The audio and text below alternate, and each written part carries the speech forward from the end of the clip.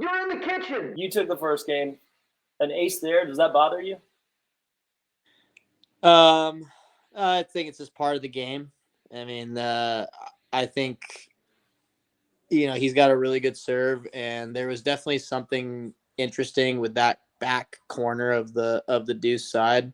I think I hit a serve in the first game that acted pretty weird for him. And you're staring down that shot there. Yeah, pretty routine volley that I missed. He's mixing in some good shots and me giving him a few loose errors, so he's getting to a good lead. This was another. I thought he was winning at that point, but that was a pretty tough volley that he forced me to play. So, and then he's obviously. Yeah, I mean, he's playing very well and making me hit some of my best shots. Like, I want to have to do that every point. So he's definitely playing well, and he came out strong in this second game. And early in this game, I was hitting most of my passing shots, looked like in the tape or in the net, and not able to get on the scoreboard. And how you feel? I mean, it's 4-1 now. Where's your head? Are you thinking timeout? Are you thinking ride it out? I usually like to ride it out. He's, like I said, he's playing some really high quality points. I did not hit a very good volley there. Felt like it was one of those volleys where he hits a lot of spin and I'm trying to hit a tennis volley and hoping that the ball grabs on the paddle, and it didn't really grab and just floated up for him. And then he hits another very good serve, gets another free point. And you challenge. You challenge that one, right? That you ask the ref if they see it. I think so. It was pretty close, but I think it was. I do think it was out. It's just sometimes it's hard coming in and seeing the baseline. Something about I think my height, like when I am hitting, for instance, serves, the tape of the net is completely blocking the baseline for me. So sometimes it's hard for me to see the ball landing on those baselines. So I defer to the ref. And how much of that is gamesmanship? I mean, are you when you ask, are you genuinely curious, or are you questioning him, or how much of that just weighs into your decision to ask that question? I don't think it has anything to do with gamemanship. I think most of us, if not all of us, are generally trying to make the correct call, and mistakes just happen. It's human error. So sometimes it's nice to have an extra set of eyes just to confirm it. And so that point right there, you missed one into the net, and he says, "Yep." And I think that right. So that was probably what pissed me off more than this serve, to be honest, is that I had it's a routine volley and I missed it in the tape, and it's not like he did anything really special. He hit a good shot and forced me to play a volley, but it wasn't anything that I should have missed. So that's what kind of got under my skin. And then he misses this serve, so I go back with a yep, just to, because I was pretty fired up at that point. I remember telling myself, just give me 1 point, let me get this ball back,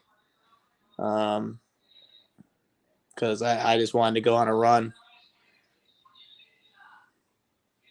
And what changes here that that's such a nice lob there. But you feel like you have the energy. You're bouncing around. All of a sudden, you have this energy to you. What changed in your mindset? Was it the back and forth banter? I mean, I didn't feel like I was ever like out of it. I'm not in a good position, that's for sure. You never want to be down 7-1, but I figured I was just gonna fight and try to chip away. The run got started with not a particularly like excellent point. Like I hit a lob which caught him off guard. I won the first game. I'm coming through the winners. Like there's a lot of pressure on him to try to finish this game out, and if I can just make it a little bit harder and just not roll over and give it to him, who knows what could happen? Because I know from experience it's nice getting up 7-1, but it definitely doesn't mean that the game is over. And if you're in that position, you'd like to be up 8-1 or 9-1 or 10-1. So there's still a lot of work to be done, and I think he knew that. And as the score gets tighter, you can see that he gets a little bit more concerned. I feel like starts taking a little bit more time, making sure he's using his timeouts to try to stop the momentum. So It felt like you were painting lines at this point. It felt like you couldn't miss, and I feel like he felt that as well. Like that shot, that's ridiculous. That's the outside of the line. You can't defend that. There's nothing he could do.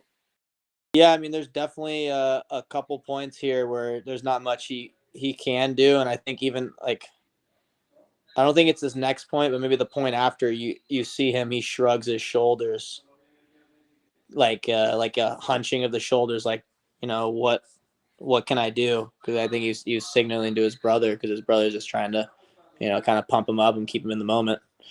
But yeah, I mean that's the nature of the game. If you're hitting passing shots that are on the line or an inch from the line, there's not much anyone can do. Another one.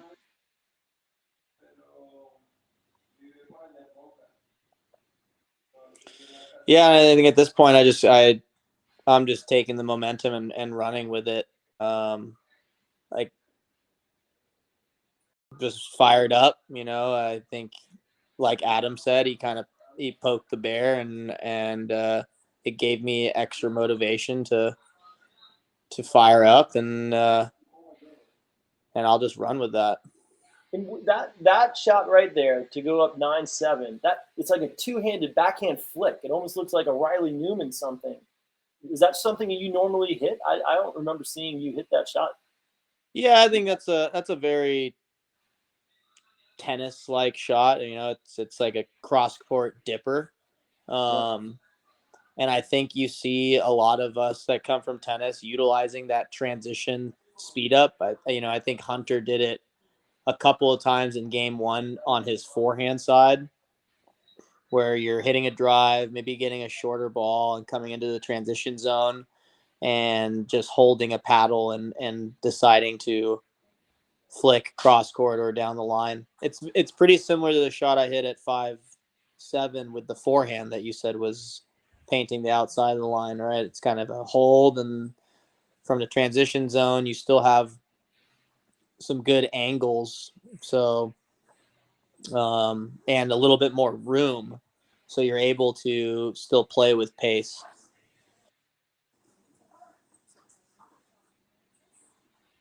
And during that timeout, he looked like he was defeated, and you were pacing the baseline, and then and then And then some good luck for sure. I mean, this thing somehow manages to hit the line and barely dribble over. It's probably the best let cord you could ask for. And